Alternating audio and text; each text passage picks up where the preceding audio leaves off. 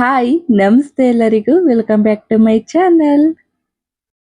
प्रतिभा में सत्य भाव में ಕೋಪವೇನೆ ನನ್ನಲ್ಲಿ. ಸೊ ಇವತ್ತು ಬೆಳಿಗ್ಗೆಂದನೇ ವ್ಲಾಗ್ನ ಸ್ಟಾರ್ಟ್ ಮಾಡಿದ್ದೀನಿ. ಬನ್ನಿ ಇವತ್ತಿನ ದಿನ ಹೇಗಿರುತ್ತೆ ಅಂತ ಈ ವಿಡಿಯೋದಲ್ಲಿ ನೋಡೋಣ. ಹಾಗೇನೆ ಇನ್ನು ಯಾರು ನನ್ನ ಚಾನಲ್ನ ಸಬ್ಸ್ಕ್ರೈಬ್ ಮಾಡದೆ ನೋಡ್ತಿದ್ದೀರಾ ಅಂದ್ರೆ ಸಬ್ಸ್ಕ್ರೈಬ್ ಮಾಡ್ಕೊಂಡು ಸಪೋರ್ಟ್ ಮಾಡಿ. ಇವತ್ತು ಬೆಳಿಗ್ಗೆಯಿಂದ ಸಂಜೆ ತನಕ ನಾನು ಮನೇಲಿ ಏನೆಲ್ಲ ಕೆಲಸ ಮಾಡ್ಕೊಳ್ತೀನಿ, ಹಾಗೇನೆ ಒಂದಷ್ಟು ರೆಸಿಪಿನೂ ಕೂಡ ನಿಮ್ಮ ಹತ್ರ ಶೇರ್ ಮಾಡ್ಕೊಳ್ತೀನಿ. ಸೊ ಬನ್ನಿ ಇವತ್ತಿನ ದಿನ ಹೇಗಿರುತ್ತೆ ಅಂತ ಈ ವಿಡಿಯೋದಲ್ಲಿ ಶೇರ್ ಮಾಡ್ಕೊಳ್ತೀನಿ. ಎಲ್ಲಾ ದಿನಾನೂ ಕೂಡ ಇದೇ ರೀತಿ ಆಗಲ್ಲ, ಇದೇ ರೀತಿ ಇರಲ್ಲ. ಸೊ ಬನ್ನಿ ಇವತ್ತಿನ ದಿನ ಹೇಗಿತ್ತು ಅಂತ ನೋಡೋಣ. ಇನ್ನು ನನ್ನ ಹಳೆ ವಿಡಿಯೋ ನೋಡಿರೋರಿಗೆಲ್ಲ ಗೊತ್ತಿರುತ್ತೆ, ನಾನು ಬೆಳಿಗ್ಗೆ ಎದ್ದ ತಕ್ಷಣ ಒಂದು ಲೋಟ ಬಿಸಿ ನೀರನ್ನ ಕುಡಿತೀನಿ. ಅದ್ರ ಜೊತೆಗೆ ಏನಾದರೂ ಸೇರಿಸ್ಕೊಳ್ತೀನಿ, ಚಿಯಾ ಸೀಡ್ಸು ಇಲ್ಲಾಂದ್ರೆ ಜೀರಾ ವಾಟರು. ಇವತ್ತು ಒಂದು ಅರ್ಧ ನಿಂಬೆಹಣ್ಣ ಹಿಂಡಿ ಹಾಕೊಂಡು ಅದ್ರದ್ದು ನೀರನ್ನ ಕುಡ್ಕೊಂಡೆ. ಇನ್ನು ಬಿಸಿನೀರೆಲ್ಲ ಕುಡ್ದಾಗಿದೆ. ಇನ್ನು ನಾವು ಹುಡುಗಿರಂದ್ಮೇಲೆ ಅಡುಗೆ ಮನೆಗೆ ಬರಬೇಕು. ಇನ್ನು ನಾನು ಕೂಡ ಬಂದೆ. ನನ್ನ ಹಳೆ ವಿಡಿಯೋದಲ್ಲಿ ಹೇಳಿದ್ದೆ ದೋಸೆ ಬ್ಯಾಟರ್ ರೆಡಿ ಮಾಡ್ತಿದ್ದೀನಿ ಅಂತ. ಅದ್ರದ್ದು ಕೂಡ ತುಂಬಾನೇ ಚೆನ್ನಾಗಿ ಉಬ್ಬಿ ಬಂದಿತ್ತು. ಸೊ ಇದು ಇಡ್ಲಿಗೆ ಚೆನ್ನಾಗಿರುತ್ತೆ, ಈ ರೀತಿ ಉಬ್ಬು ಬಂದ್ರೆ. ದೋಸೆಗೆನೆ ಚೆನ್ನಾಗಿ ಉಬ್ಬು ಬಂದ್ಬಿಟ್ಟಿತ್ತು. ನಾನು ದೋಸೆ ಎದೊಳುತ್ತೋ ಅಂತ ಅನ್ಕೊಂಡಿದ್ದೀನಿ, ಸೆಟ್ ದೋಸೆ ಮಾಡೋಣ ಅಂತ ಅನ್ಕೊಂಡಿದ್ದೀನಿ. ಸೊ ನೋಡೋಣ ಎದೊಳಲ್ವೋ ಅಂತ. ಇನ್ನು ಅದನ್ನೆಲ್ಲ ಕ್ಲೀನ್ ಆಗಿ ಮಿಕ್ಸ್ ಮಾಡಿ ಇಟ್ಕೋಬೇಕು, ಯಾಕಂದ್ರೆ ಉಬ್ಬಿರೋದೆಲ್ಲ ಮೇಲಿರುತ್ತೆ, ಕೆಳಗಡೆ ಎಲ್ಲ ಹಾಗೆ ಇರುತ್ತೆ. ಇಲ್ಲಾಂದ್ರೆ ಮಿಕ್ಸ್ ಮಾಡಿಲ್ಲ ಅಂತಂದ್ರೆ ಮೇಲ್ಗಡೆ ಹುಳಿ ಅಂಶ ಮಾತ್ರ ಇದಾಗ್ಬಿಡುತ್ತೆ. ಅದಕ್ಕೇನೆ ಕ್ಲೀನ್ ಆಗಿ ಎಲ್ಲಾನು ಕೂಡ ಮಿಕ್ಸ್ ಮಾಡ್ಕೊಂಡು ನಾನು ಇನ್ನು ಎದ್ದ ತಕ್ಷಣ ಅಡುಗೆ ಮನೆ ಕ್ಲೀನ್ ಮಾಡ್ಕೊಳ್ಬೇಕು. ನನ್ಗೆ ಅಡುಗೆ ಮನೆ ಕ್ಲೀನ್ ಮಾಡ್ದೇನೆ ಬೇರೆ ಅಡುಗೆ ಮಾಡ್ಬೇಕು ಅಂತಂದ್ರೆ ನನ್ಗೆ ಇಷ್ಟನೇ ಆಗಲ್ಲ. ಏನೇನ್ ಗಲೀಜ್ ಇರುತ್ತೆ ಅದನ್ನೆಲ್ಲ ಫುಲ್ಲು ಕ್ಲೀನ್ ಮಾಡ್ಕೊಂಡು, ಅಷ್ಟೊಂದು ಗಲೀಜು ಕೂಡ ಇರಲ್ಲ, ಯಾಕಂದ್ರೆ ನಾನು ಅಡುಗೆ ಮಾಡ್ತಿದ್ದಂಗೆನೆ ಕ್ಲೀನ್ ಮಾಡ್ಕೊಬಿಡ್ತೀನಿ. ಸೊ ಏನೇ ಆದ್ರೂ ಸಮಾಧಾನ ಆಗಲ್ಲ. ಬೆಳಿಗ್ಗೆ ಎದ್ದ ತಕ್ಷಣ ಇನ್ನೊಂದ್ಸಲ ಫುಲ್ ಕ್ಲೀನ್ ಮಾಡ್ಲೇಬೇಕು. ಮನೇಲಿ ಏನ್ ಕ್ಲೀನ್ ಮಾಡ್ಕೊಂತೀವೋ ಇಲ್ವೋ ಗೊತ್ತಿಲ್ಲ, ಅಡುಗೆ ಮನೆ ಮಾತ್ರ ತುಂಬಾನೇ ಸ್ವಚ್ಛವಾಗಿ ಹಾಗೇನೆ ಶುಚಿಯಾಗೂ ಕೂಡ ಇಡಬೇಕು. ಸೊ ಅವಾಗ್ಲೇನೆ ಮನೆಗೂ ನೆಮ್ಮದಿ, ಹಾಗೆ ಮನ್ಸ್ಗೂ ಕೂಡ ನೆಮ್ಮದಿ. ಇನ್ನು ನೋಡಿದ ತಕ್ಷಣ ಅಯ್ಯೋ ಅಲ್ಲಲ್ಲೇ ಇಲ್ಲೇ ಇದ್ಬಿಟ್ರೆ ನನ್ಗಂತೂ ಆಗಲ್ಲ, ಫುಲ್ಲು ಕ್ಲೀನ್ ಆಗಿರ್ಬೇಕು. ಅದಕ್ಕೇನೆ ಫುಲ್ ಎಲ್ಲ ಬೆಳಿಗ್ಗೆ ಎದ್ದ ತಕ್ಷಣ ಏನ್ ಮಾಡ್ತೀನಿ ಇಲ್ವೋ, ನಾನು ಫ್ರೆಶ್ ಅಪ್ ಎಲ್ಲ ಆಗಿ ವಾಟರ್ ಎಲ್ಲ ಕುಡ್ಕೊಂಡು ನಾನು ಬಂದು ಅಡುಗೆ ಮನೆ ಫುಲ್ಲು ಕ್ಲೀನ್ ಮಾಡ್ಕೊಂಡು, ಇನ್ನು ಪಾತ್ರೆಗಳೆಲ್ಲ ಇದ್ದು ಸೊ ಪಾತ್ರೆಗಳೆಲ್ಲ ತೊಳ್ಕೊಂಡೆ. ಇನ್ನು ಅದೆಲ್ಲ ಆಗಿದೆ. ನಾನಿಲ್ಲಿ ದೋಸೆಗೆ ಕಾಂಬಿನೇಷನ್ ಆಗಿ ಬದನೆಕಾಯಿ ಮತ್ತೆ ಟೊಮೊಟೊನ ಯೂಸ್ ಮಾಡ್ಕೊಂಡು ಪಲ್ಯನ ಮಾಡ್ಕೊಳ್ತಾ ಇದ್ದೀನಿ. ನಾನಿಲ್ಲಿ ಸ್ವಲ್ಪ ಎಣ್ಣೆನ ಜಾಸ್ತಿನೇ ಹಾಕೊಂಡಿದ್ದೀನಿ. ಎಣ್ಗಾಯಿ ತರ ಚೆನ್ನಾಗಿರುತ್ತೆ. ಸ್ವಲ್ಪ ಎಣ್ಣೆ ಜಾಸ್ತಿ ಹಾಕೊಂಡು ಅದು ಎಣ್ಣೆ ಬಿಟ್ಟಾಗ ಒಂದ್ ಕಡಾಯಿಗೆ ಒಂದು 4 ರಿಂದ 5 ಟೇಬಲ್ ಸ್ಪೂನ್ ಆಗುವಷ್ಟು ಎಣ್ಣೆ, ಸಾಸಿವೆ, ಕರ್ಬೇವಿನ ಸೊಪ್ಪು, ಹಾಗೇನೆ ಕಟ್ ಮಾಡ್ಕೊಂಡಿರುವಂತ ಹಸಿಮೆಣಸಿನಕಾಯಿ, ಈರುಳ್ಳಿನ ಹಾಕಿ ಕ್ಲೀನ್ ಆಗಿ ಫ್ರೈ ಮಾಡ್ಕೊಳ್ಬೇಕು. ಏನಪ್ಪಾ ನೆನ್ನೆನೂ ವಾಂಗಿಬಾತು ಇವತ್ತೂ ಬದನೆಕಾಯಿ ಪಲ್ಯ ಅನ್ಕೋಬೇಡಿ. ಶಿವರಾತ್ರಿಗೆ ತಂದಿದಂತ ಬದನೆಕಾಯಿ ಹಂಗೆ ಉಳ್ಕೊಂಡಿದ್ದು, ಯಾಕೆ ವೇಸ್ಟ್ ಮಾಡೋದಂತೇಳಿ ಈ ರೀತಿ ಮಾಡ್ಕೊಳ್ತಾ ಇದ್ದೀನಿ ಅಷ್ಟೇ. ನೋಡಿ ಇವಾಗ ಉದ್ದುದ್ದಕ್ಕೆ ಕಟ್ ಮಾಡ್ಕೊಂಡಿದ್ದೀನಿ ಬದನೆಕಾಯಿ. ಅದ್ರ ಜೊತೆಗೆ ಒಂದು 4 ಟೊಮೊಟೊನು ಕೂಡ ಸೇರಿಸ್ಕೊಂಡಿದ್ದೀನಿ. ಈ ರೀತಿ ಎರಡನ್ನೂ ಕೂಡ ಸಮವಾಗಿ ಹಾಕೊಳ್ಳೋದ್ರಿಂದ ಟೇಸ್ಟ್ ತುಂಬಾನೇ ಚೆನ್ನಾಗಿರುತ್ತೆ. ಬದನೆಕಾಯಿ ಪಲ್ಯ ಅಂತಾನೆ ಅನ್ಸಲ್ಲ, ಅಷ್ಟು ಚೆನ್ನಾಗಿರುತ್ತೆ. ಇವಾಗ ಎಲ್ಲಾನು ಕೂಡ ಕ್ಲೀನಾಗಿ ಮಿಕ್ಸ್ ಮಾಡಿ ರುಚಿಗೆ ತಕ್ಕಷ್ಟು ಉಪ್ಪನ್ನ ಹಾಕಿ ಅದು ಉಪ್ಪಲ್ಲೇ ಬೇಯೋ ತನಕ ಒಂದು ಲಿಡ್ನ ಕ್ಲೋಸ್ ಮಾಡಿ ಬಿಟ್ಬಿಡ್ಬೇಕು. ಬದನೆಕಾಯಿ ತಿನ್ನಲ್ಲ ಅಂದವ್ರಿಗೆ ಒಂದೇ ಒಂದ್ಸಲ ಈ ರೀತಿ ಮಾಡ್ಕೊಡಿ, ಮತ್ತೆ ಮಾಡ್ಕೊಡಿ ಅಂತ ಕೇಳ್ತಾರೆ, ಅಷ್ಟು ಚೆನ್ನಾಗಿರುತ್ತೆ. ಸೊ ನೋಡಿ ಇವಾಗ ನಾವು ಹಾಕಿದಂತ ಉಪ್ಪಿನ ಅಂಶದಲ್ಲೇನೆ ಹಾಗೇನೆ ಟೊಮೊಟೊ ನೀರ್ ಬಿಟ್ಕೊಂಡಿದ್ರಿಂದಾಗಿ ಕ್ಲೀನ್ ಆಗಿ ಎಲ್ಲಾನು ಕೂಡ ಬೆಂದ್ಕೊಂಡಿದೆ. ಇವಾಗ ನಿಮ್ಗೆ ಬೇಕು ಇತ್ತು ಅಂತ ಅಂದ್ರೆ ಮಾತ್ರ ನೀರ್ನ ಹಾಕೊಳ್ಳಿ, ಇಲ್ಲ ಬೇಡ ಅಂತ ಅಂದ್ರೆ ಡ್ರೈನು ಕೂಡ ಮಾಡ್ಕೊಳ್ಬಹುದು. ನಾನಿಲ್ಲಿ ಸ್ವಲ್ಪ ನೀರ್ನ ಹಾಕೊಂಡು ಹಾಗೇನೆ ಅರಿಶಿಣದ ಪುಡಿ, ಚಿಲ್ಲಿ ಪೌಡರು, ಧನಿಯಾ ಪುಡಿ ಮತ್ತೆ ಗರಂ ಮಸಾಲಾನ ಹಾಕೊಂಡಿದ್ದೀನಿ.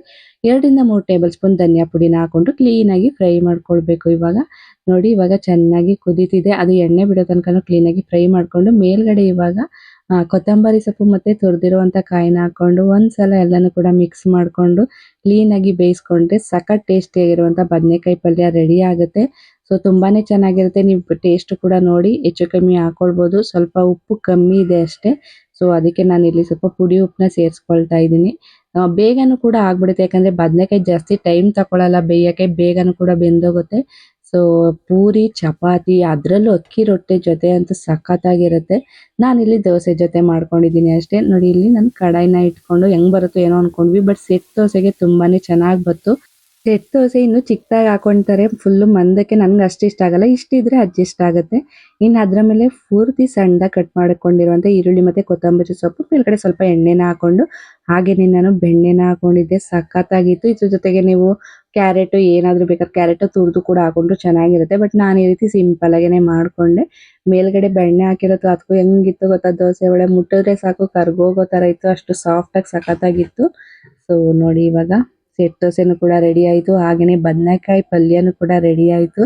ತುಂಬಾನೇ ಬೇಗ ಆಗುತ್ತೆ ಎರಡೂನು ಕೂಡ. ಅರ್ಜೆಂಟ್ಗೆ ಟಿಫನ್ಗೆ ಏನಿದ್ರು ಬೇಕಿತ್ತು ಬಾಕ್ಸ್ಗೆ ಹಾಕಕ್ಕೆ ಅಂತ ಅಂದ್ರೆ ಈ ರೀತಿ ಮಾಡ್ಕೊಳ್ಬೋದು. ಮಾಮೂಲಿ ದೋಸೆ ಮಾಡೋದ್ಕಿಂತ ಈ ರೀತಿ ಏನಾದ್ರು ಸೆಟ್ ದೋಸೆ ಎಲ್ಲ ಮಾಡಿದ್ರೆ ಏನೋ ಡಿಫ್ರೆಂಟ್ ಆಗಿ ಕಾಣಿಸುತ್ತೆ. ಮಕ್ಳುಗಳಾದ್ರೂ ಅಷ್ಟೇ ದೊಡ್ಡವರಾದ್ರೂ ಅಷ್ಟೇ ತುಂಬಾನೇ ಇಷ್ಟಪಟ್ಟು ಕೂಡ ತಿಂತಾರೆ. ಪ್ಲೇನ್ಗಿಂತ ಈ ರೀತಿ ಡೆಕೋರೇಟಿವ್ ಆಗಿದ್ರೆ ತಿನ್ನಕ್ಕೂ ಕೂಡ ತುಂಬಾನೇ ಇಷ್ಟ ಆಗುತ್ತೆ ಅಲ್ವಾ. ಸೊ ನೋಡಿ ಎಷ್ಟು ಪರ್ಫೆಕ್ಟ್ ಆಗಿ ಎಷ್ಟು ಚೆನ್ನಾಗಿ ಬಂದಿದೆ ಅಂತ. ಎರಡಕ್ಕೂ ಬದನೆಕಾಯಿ ಪಲ್ಯ ಹಾಗೇನೆ ಸೆಟ್ ದೋಸೆ ಕಾಂಬಿನೇಷನ್ ತುಂಬಾನೇ ಚೆನ್ನಾಗಿತ್ತು. ದೋಸೆನೂ ಕೂಡ ತುಂಬಾನೇ ಸಾಫ್ಟ್ ಆಗಿ ಚೆನ್ನಾಗಿ ಬಂದಿತ್ತು. ಸೊ ಇವಾಗ ಬನ್ನಿ ಟೇಸ್ಟ್ ನೋಡೋಣ ಹೇಗಿರುತ್ತೆ ಅಂತ. ನನಗಂತೂ ಸಿಕ್ಕಾಪಟ್ಟೆ ಇಷ್ಟ ಆಯಿತು. ಸೊ ಬದನೆಕಾಯಿ ಪಲ್ಯ ಹಾಗೇನೆ ಸೆಟ್ ದೋಸೆ ಜೊತೆಗೆ ಕಾಂಬಿನೇಷನ್ ತುಂಬಾನೇ ಚೆನ್ನಾಗಿತ್ತು.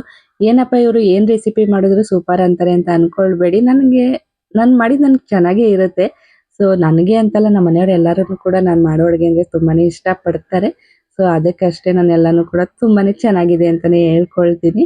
ಸೊ ಇನ್ನು ನಾನು ಟಿಫನ್ ಎಲ್ಲ ತಿನ್ಕೊಂಡು ಮನೆ ಕೆಲಸ ಸ್ವಲ್ಪ ಪೆಂಡಿಂಗ್ ಇದ್ದು ಬಟ್ಟೆ ಎಲ್ಲ ಮಡ್ಚಿಡ್ಬೇಕಿತ್ತು ಅಂತೇಳಿ ಇನ್ನು ಬಟ್ಟೆನೆಲ್ಲಾನು ಕೂಡ ಮಡ್ಚಿಟ್ಕೊಂಡೆ. ಅದ್ರ ಜೊತೆಗೆ ನಮ್ಮ ರಾಕಿನ ಮಾತಾಡ್ಸ್ಬೇಕಿತ್ತು. ಅವ್ನು ಮಲಗಿದ್ದ ಅವಾಗ ತಾನೇ ಎದ್ದ. ಸೊ ಅವನು ಕೂಡ ಒಂದಷ್ಟೊತ್ತು ಮಾತಾಡ್ಸ್ಕೊಂಡು ಅಳತೆ ಹೊಡ್ಸ್ಕೊಂಡು ಕುಂತಿದ್ದೆ. ಥ್ಯಾಂಕ್ಸ್ ಕೊಡು ಅಂತಂದ್ರೆ ಗಾಂಚಲಿ ಆಡ್ತಿದ್ದ. ಒಂದು 2-3 ಸಲ ಕೇಳಬೇಕು ಅವನ್ನ, ಆಮೇಲೆನೆ ಕೊಡೋದು ಥ್ಯಾಂಕ್ಸ್ನ. ಆವಾಗ ತಾನೇ ಮಲಗಿದ್ದು ಎದ್ದ. ಇನ್ನು ಅವ್ನಿಗೆ ನಾವು ಏನಾದರೂ ಫೋನ್ ಆನ್ ಮಾಡಿಬಿಟ್ರೆ ಸಾಕು, ಅವನು ಏನು ಯಾಕೆ ಮಾಡಲ್ಲ ಗೊತ್ತಾ, ಎಷ್ಟು ಮುಗ್ಧ, ಅಯ್ಯೋ ಪಾಪ ಅನ್ಕೋಬೇಕು, ಹಂಗಿದ್ಬಿಡ್ತಾನೆ. ಫೋನ್ ಏನಾದರೂ ಆಫ್ ಮಾಡ್ತು ಅಂದರೆ ನಾನೇ ರಾಜ್ಯ ಅನ್ನೋಂಗೆ ಆಡ್ತಾನೆ. ಸೊ ಅವನಂತೂ ಸಿಕ್ಕಾಪಟ್ಟೆ ಕ್ಯೂಟು. ಇನ್ನು ಅದೆಲ್ಲ ಆಗಿದೆ, ನಾನು ಕೂಡ ಫ್ರೆಶ್ನ್ ಅಪ್ ಆಗಿ ಬಂದೆ. ಈಗಂತೂ ಸಿಕ್ಕಾಪಟ್ಟೆ ಬಿಸಿಲಿರೋದ್ರಿಂದ ಎಷ್ಟು ಸ್ವೆಟ್ ಆಗ್ತೀವಿ ಅಲ್ವಾ. ಡೈಲಿ ಸ್ನಾನ ಮಾಡಿದ್ರೂ ಕೂಡ ಸ್ವೆಟ್ ಆಗ್ತಾನೆ ಇರ್ತೀವಿ. ಸೊ ಇನ್ನು ನಾನು ಫ್ರೆಶ್ನ್ ಅಪ್ ಆಗಿ ಬಂದು ಎಲ್ಲಾನು ಕ್ರೀಮ್ ಎಲ್ಲ ಹಚ್ಕೊಂಡು ನಾನು ಇವಾಗ ನಿಮ್ಮ ಹತ್ರ ಒಂದಷ್ಟು ಸೀರೆನ ತೋರಿಸ್ತಾ ಇದ್ದೀನಿ. ಅಕ್ಕ ಮಂಡ್ಯದಲ್ಲಿ ಇಳ್ಕಲ್ ಸೀರೆ ಶಾಪ್ ಹಾಕಿದ್ರು ಅಂತ ಹೇಳಿ ಫೋನ್ ಮಾಡಿದ್ರು. ಸೊ ತುಂಬಾ ದಿನದಿಂದ ಅನ್ಕೊಳ್ತಿದ್ದೆ ತಗೋಬೇಕು ಅಂತ. ಇಳ್ಕಲ್ ಸೀರೆ ಒಂದು ಕೂಡ ಇರಲಿಲ್ಲ, ಅದಕ್ಕೆ ತಗೊಳ್ಳೋಣ ಅಂತ ಹೇಳಿ ಹೇಳಿದ್ದೆ. ಅಕ್ಕ ನೋಡಿ 3 ಸೀರೆ ತೆಗೆದು ಕೊಟ್ಟು ಕಳಿಸಿದ್ದಾರೆ. ಇದಂತೂ ನಂಗೆ ಸಿಕ್ಕಾಪಟ್ಟೆ ಇಷ್ಟ. Parrot green with dark green border ಬಂದಿದೆ. ಸೊ ತುಂಬಾನೇ ಚೆನ್ನಾಗಿದೆ. ಫುಲ್ ಸೀರೆ ಅಂತ ಇದರಲ್ಲಿ ನಾನು ಮೈಸೂರು ಕ್ರೇಪಲ್ಲಿ ತಗೋಬೇಕು ಅಂತಿದ್ದೆ. ಬಟ್ ಇಳ್ಕಲ್ಲಲ್ಲಿ ಸಿಕ್ತು. ಬಟ್ ಇಳ್ಕಲ್ ಅಂತಾನು ಅನ್ಸಲ್ಲ, ಅದೇ ರೀತಿ ಕಾಣಿಸುತ್ತೆ. ಇನ್ನು ಇದಕ್ಕೆ ಬ್ಲೌಸ್ ಏನು ಬಂದಿದೆ ಅಂದರೆ ಪ್ಲೇನ್ ಬಂದಿದೆ. ಬಟ್ ಕಾಂಬಿನೇಷನ್ ತುಂಬಾನೇ ಚೆನ್ನಾಗಿರುತ್ತೆ. ನಾವು ಯಾವ ರೀತಿ ಸ್ಟಿಚ್ ಮಾಡಿ ಹಾಕೊಳ್ತೀವಿ ಆ ರೀತಿ ಸೀರೆ ಕಾಣಿಸುತ್ತಲ್ವ. ನಾವು ಬ್ಲೌಸ್ ಮೇಯ್ನು. ಸೊ ಬ್ಲೌಸ್ನ ಯಾವ ರೀತಿ ಹೊಲಿಸ್ಕೊಂಡು ಆ ಸೀರೆಗೆ ಮ್ಯಾಚಿಂಗ್ ಆಗೋ ಥರ ಮಾಡ್ಕೊಳ್ತೀವೋ, ನಾವು ಹೇಗೆ ರೆಡಿ ಆಗ್ತೀವೋ ಆ ರೀತಿ ಸೀರೆ ಚೆನ್ನಾಗಿ ಕಾಣಿಸುತ್ತೆ. ಎಲ್ಲ ಸೀರೆಗಳು ಕೂಡ ತುಂಬಾನೇ ಚೆನ್ನಾಗಿರುತ್ತೆ. ಬಟ್ ನಮ್ಗೆ ಅವು ಹೊಂದ್ಕೋಬೇಕಷ್ಟೇ. ನಮ್ಗೆ ಯಾವ ರೀತಿ ಲುಕ್ ಕಾಣಿಸ್ತೇವೆ ಅದ್ರ ಮೇಲೆ ಡಿಪೆಂಡ್ ಅಷ್ಟೇ. ಸೊ ನನಗೆ ಈ ಸೀರೆ ಈ ಕಲರಲ್ಲಿ ತುಂಬಾನೇ ಹುಡುಕ್ತಿದ್ದೆ ನಾನು, ತಗೋಬೇಕು ಅಂತ. ಸೊ ಫೈನಲಿ ಸಿಕ್ತು. ಅಕ್ಕ ತೆಗೆದು ಕೊಟ್ಟು ಕಳಿಸಿದ್ದಾರೆ. ನಂಗೆ ತುಂಬ ಇಷ್ಟ ಆಯಿತು. ಸೊ ಇದ್ರ ಜೊತೆಗೆ ಇನ್ನೊಂದು ಸೇಮ್ ಅಂತ ಅನ್ಸುತ್ತೆ, ಬಟ್ ಸೇಮ್ ಥರ ಇಲ್ಲ. ಚೆನ್ನಾಗಿದೆ ತುಂಬಾನೇ. ಇದೊಂದು ಸ್ವಲ್ಪ ಶೈನಿಂಗ್ ಥರ ಬಂದಿದೆ ಅಷ್ಟೇ. ಬಟ್ ಸೇಮ್ ಅಂತ ಅನ್ಕೋಬಿಟ್ಟಿದ್ದೆ. ಬಟ್ ನನಗೆ ಸೇಮ್ ಆದ್ರೂ ಕೂಡ ಬೇಕೇ ಬೇಕು ಅಂತ ಹೇಳಿದೆ. ಯಾಕಂದರೆ ಶೈನಿಂಗ್ ಆಗಿ ಸಖತ್ತಾಗಿದೆ ಇದು. ಪಾಚೆ ಕಲರ್ ಅಂತ ಹೇಳ್ಬೋದು. ಸೊ ಆ ಥರ ಬಂದು ಕೆಳಗಡೆ ಸ್ವಲ್ಪ ಗೋಲ್ಡಿಶಲ್ಲಿ ಬಾರ್ಡರ್ ಬಂದಿದೆ. ಸೊ ತುಂಬಾನೇ ಚೆನ್ನಾಗಿದೆ. ನನಗೂ ಕೂಡ ಇದು ತುಂಬಾನೇ ಇಷ್ಟ ಆಯಿತು. ಆ್ಯಕ್ಚುಲಿ ನನಗೆ ಅದೇನೋ ಗೊತ್ತಿಲ್ಲ, ಈ ಪ್ಯಾರೆಟ್ ಗ್ರೀನು ಇಲ್ಲ ಡಾರ್ಕ್ ಗ್ರೀನು ಈ ಲವರ್ ನಾನು. ಸಿಕ್ಕಾಪಟ್ಟೆ ಗ್ರೀನ್ ಇಷ್ಟಪಡ್ತೀನಿ ನಾನು.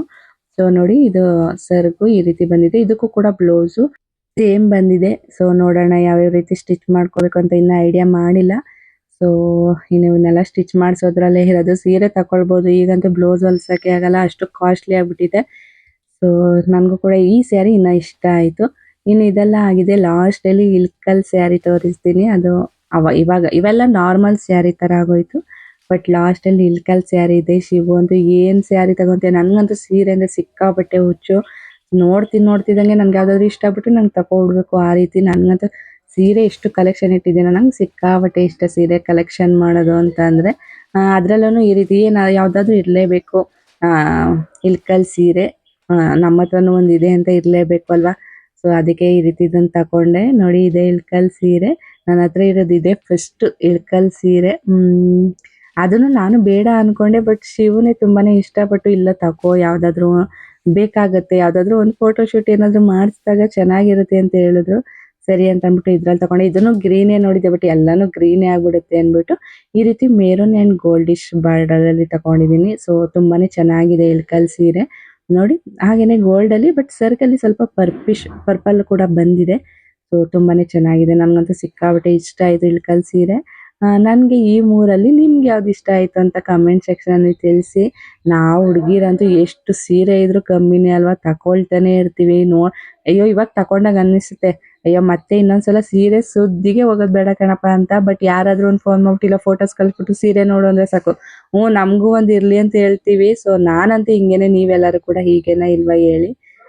ನೋಡಿ ಈ 3 ಸೀರೆಲಿ ನನ್ಗೆ ಯಾವುದು ಪರ್ಫೆಕ್ಟಾಗಿ ಮ್ಯಾಚ್ ಆಗುತ್ತೆ, ಹಾಗೆಯೇ ನಿಮ್ಗೆ ಯಾವ್ದು ಇಷ್ಟ ಆಯಿತು ಅಂತ ಹೇಳಿ.